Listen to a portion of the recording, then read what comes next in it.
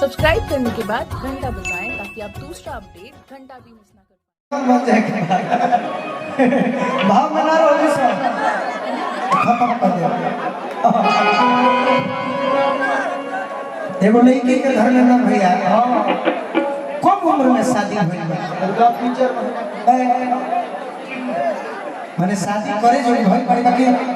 माने 18 प्लस उम्र कम। हां शादी भइला से बड़ा वो खुश भइल बहुत खुश का है मरद के चलते ना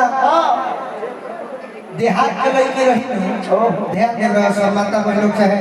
भाई देहात के लड़की रही अगर ओकरा घर में शादी के बाद चलत होके तो लजा के भीतर भाग जाए और शहर के लड़की के पापा पूछे कि बेटी जैसे देखो तो तू कैसे शहर के लड़की अब पापा पूछे कि देखो तो बेटी लड़का कैसा रहेगा ये कही कि पापा मैं भी दूसरे लवर से फंसी हुई हूं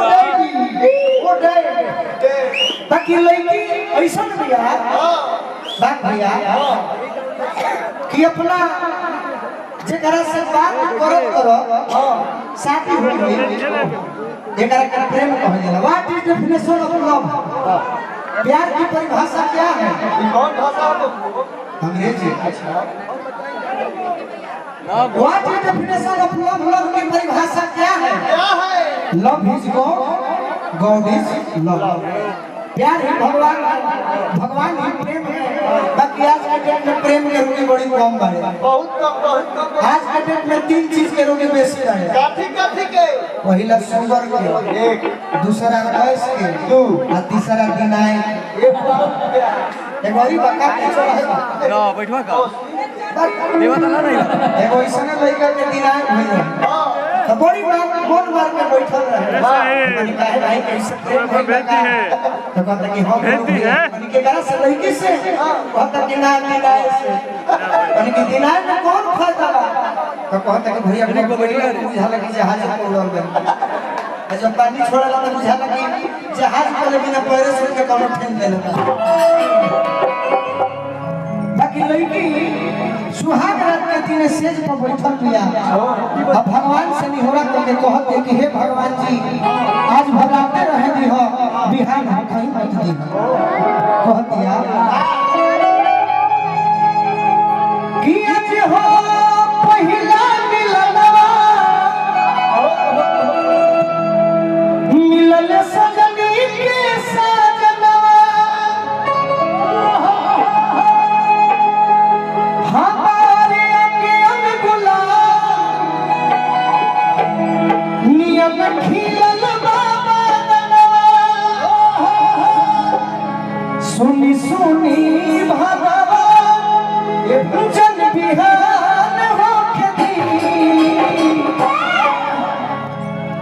कि सुनी सुनी भगवान जन बिहान होके दी लड़की कहते हैं कि भगवान जी हम आज मर्यादा बढ़ जा बाकी हाथ बचा कि आज भक्त के कि आज राजा जी के करवे में जान हो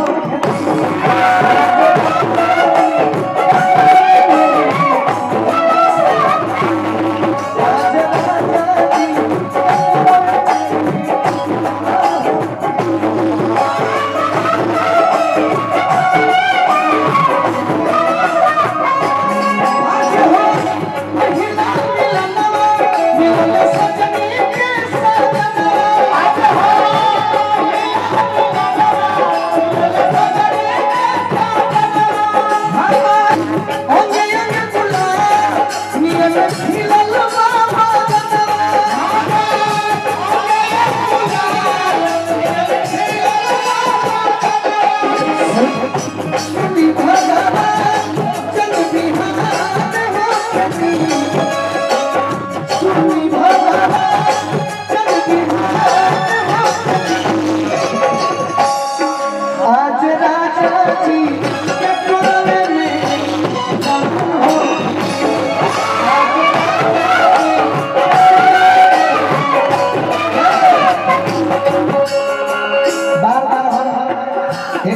आपसे जरूर कहते हैं,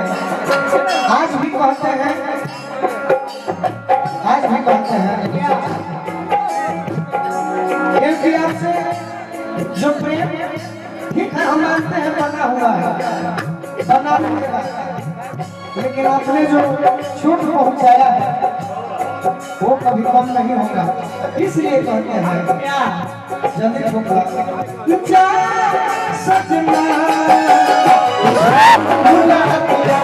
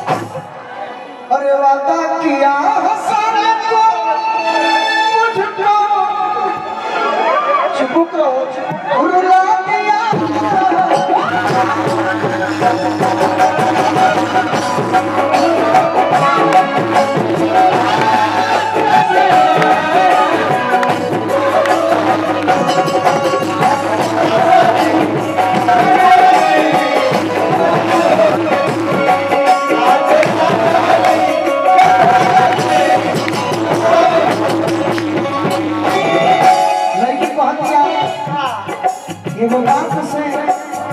बड़ा हमें खुशी मिली। भोजपुरी में मुर्गी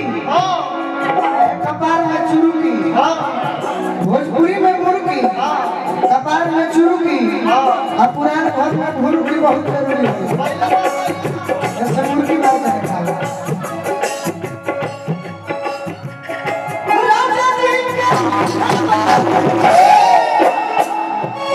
बना रहा वो ताली बजा दी बहुत सुंदर कला बा, बहुत सुंदर धन्यवाद धन्यवाद कला बा। इधर आओ तनी मुर्गी ना देखै तो का देखै मुर्गी देखे के बारे भाई। अरे हम जाने नहीं भगवान मारे ने खूब सुंदर बनावले बा। कोरोना भइले बा गाने मोबाइल रिकॉर्डिंग कर ना ना मुर्गी देखा की रात का दिन ये मुर्गी मारता है कि मूस मारता है ये मुर्गी है मुर्गी मारते हैं मुर्गी और का करो जात भैया अब तो किस्मत ऐसा हो गई ना तो हम बने दी ना बने देते बाकी चलो माफ माफ की रात का दिन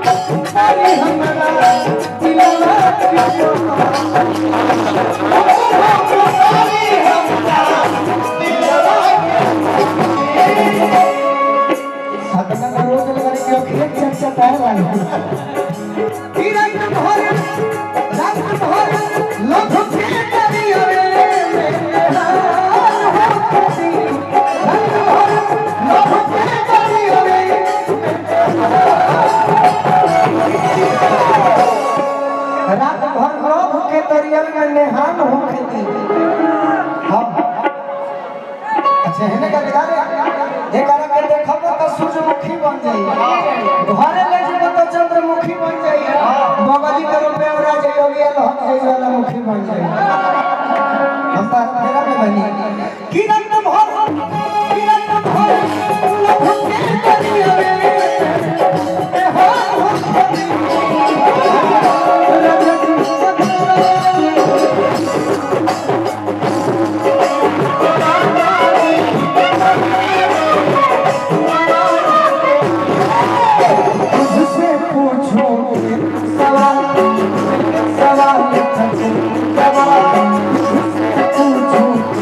सवाल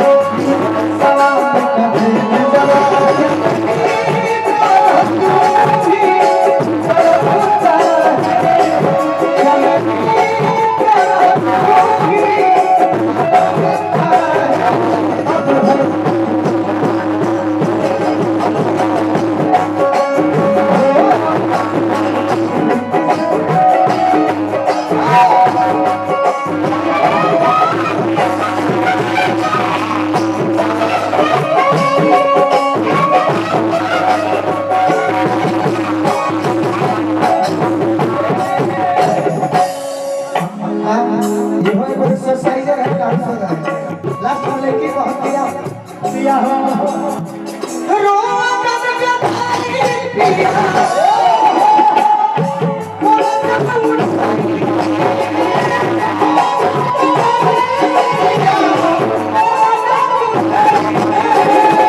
सैया हमर पीती जिया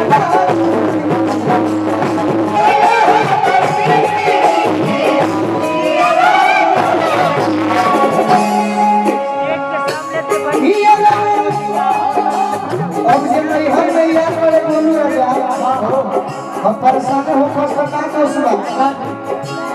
ये लो बोल बोल सके ये बोल बोल सके परेशान हो गई